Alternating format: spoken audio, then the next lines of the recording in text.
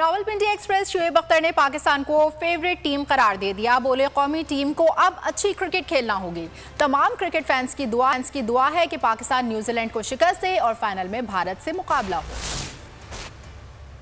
Final है पाकिस्तान, अब psychologically कितना इम्पैक्ट डाल सकता है न्यूजीलैंड के ऊपर।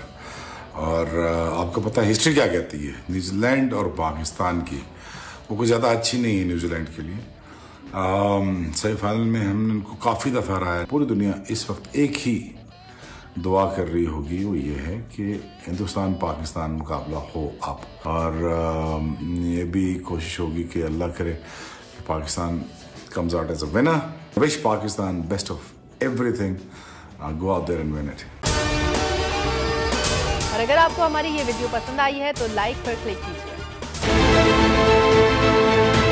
बहुत अच्छी कवरेज की है, ये मार्च की तो जबरदस्त कवरेज थी, बॉल की प्रॉब्लम सबसे बेस्ट थी।